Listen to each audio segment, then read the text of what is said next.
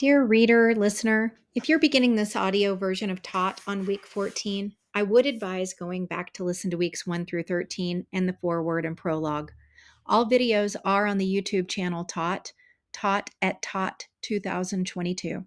Having said that, this character's journal will make much more sense if you start at her beginning. Thank you for reading, listening. Taught, week 14. Tuesday, November 22nd, 2016, 3:45 p.m.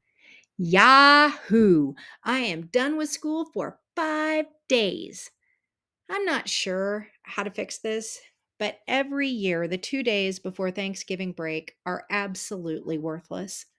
On Monday, there was an email from Superintendent Nick reminding us that holidays don't mean learning stops. Thanks. But despite this friendly reminder, all of my students had watched movies by the time they got to my class today. In math, they had a big chocolate party, actually, my kind of party, and watched a movie. In social studies, they watched planes, trains, and automobiles. In science, they're planning a zombie apocalypse and they watched zombie movies. Helpful Marie, our local special education specialist, canceled her groups and para support since we were all having class parties. It's her second year in this position, and I have decided to not headbutt her for that reason only. In my class, we did our daily editing work and began the next phase of our research papers, citing sources. Woohoo! Or if you're in eighth grade, woohoo. Say it monotone and with the least amount of enthusiasm you can muster. It was much like teaching a group of kindergartners, everyone constantly off task and oblivious that directions were being given, let alone that they should be following them. And guess what I could have used? The paras that were supposed to be helping me in second and seventh hour. Thanks, Marie. In addition to movies all day, the PE department does their annual dodgeball tournament on these 2 days to raise money for our local food bank. And the band students begin selling candy bars to pay for their spring band field trip. And we have a shortened class schedule because we have an assembly to watch the playoffs for the dodgeball tournament, and then the staff plays the winning student team. So it is 2 days of kids begging for money, either for candy or dodgeball, $20 per team to participate, and kids pumped up either on candy bars or the thoughts of pummeling each other with balls, or the thoughts of movies and no school for 5 days. I want to send this information to Nick and ask him how he suggests we keep learning happening in this chaos. The day, however, was not a total bust. I did not volunteer to participate on the staff dodgeball team, which means I get to sit in the stands and watch the fun. Kelly sat this year's out too, and we ended up actually having time to gab and enjoy ourselves. About 10 minutes before school was out, Pauline comes out of the girls' locker room to join the rest of the staff dodgeball team.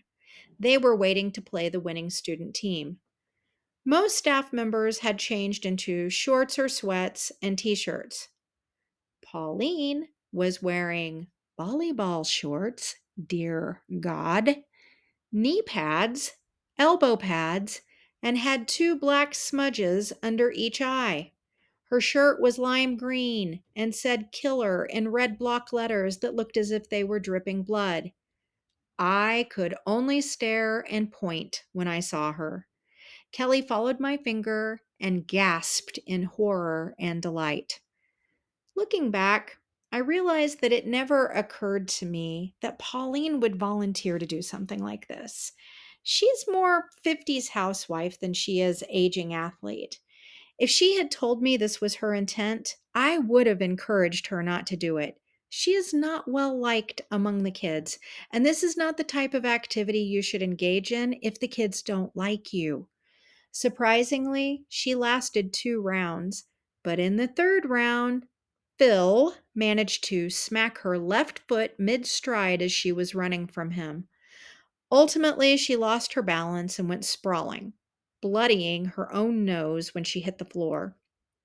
The crowd of middle schoolers went wild. Several staff members escorted her into the locker room. I really wanted to feel happy about Pauline's dodgeball mishap, but mainly I did feel bad for her. And Phil, I doubted she would forget this anytime soon. Okay, maybe I enjoyed it a little bit. I'd have felt better about it if she hadn't gotten a bloody nose. Wednesday, November 23rd, 2016, 11:15 a.m. So my coffee date happened and it was fun, I guess. There were 5 of us that showed up. I feel like we represented a slice of the school population. Debbie's a half-time office aide and paraeducator. Pam's a special education teacher. Amy teaches 7th and 8th writing, and Kelly teaches 6th grade math. We gossiped a bit about students and colleagues, but nothing nasty. Surprisingly, we talked a lot about our families, and even more surprising was how little we know about one another outside of school. Pam and Amy both started talking about how they were working on their national certification and how ridiculous and time consuming it was. Now we were talking. Let the complaining begin. They told us about the projects and how they were so loosely explained, you never really knew what was being asked for. We could not believe how expensive it was to take these classes, but no one could argue that the stipend you received once you were certified was well worth it. I think it was Kelly that casually mentioned how it was impossible to actually teach the way the projects for national certification expected you to. Pam and Amy agreed. But hey, at the end of the day, it was just 1 year, and it was just 1 year they had to do it.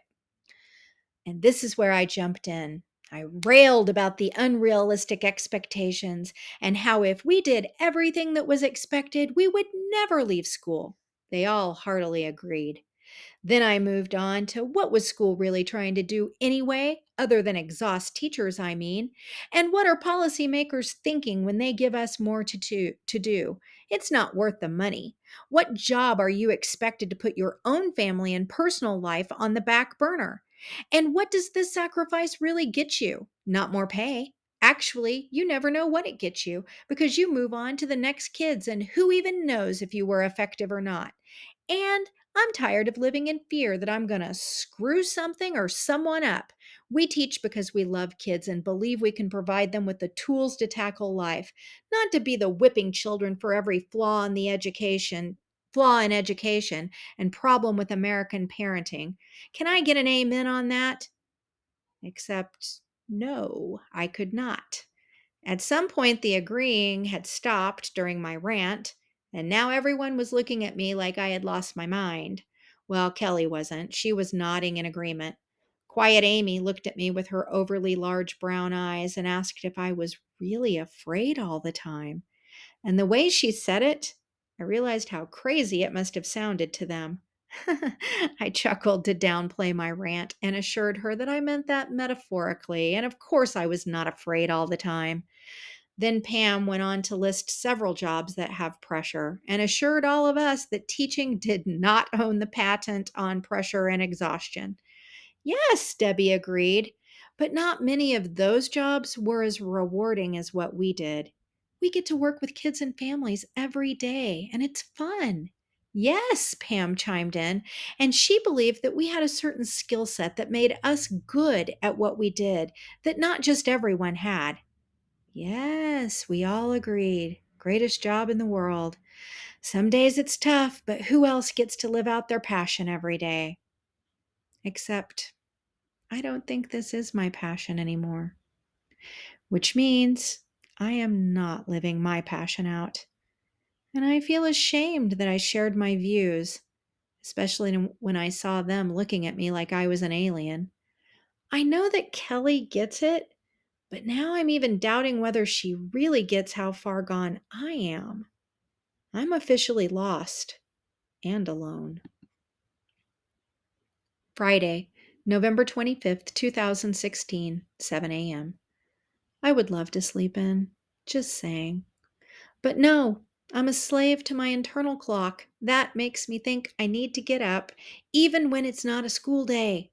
Grandma was still smarting over spending Thanksgiving pretty much alone. Dad said he would take her out for lunch, and at some point, this turned into bringing her a plate of food. She said it didn't matter to her, but I could tell that it did, and I promised that we would come down for Christmas. She said that would be fine as long as I made some decent turkey breast with gravy because some of that stuff my dad had brought her wasn't fit to eat. Now I'm sitting here in the Starbucks parking lot talking to myself.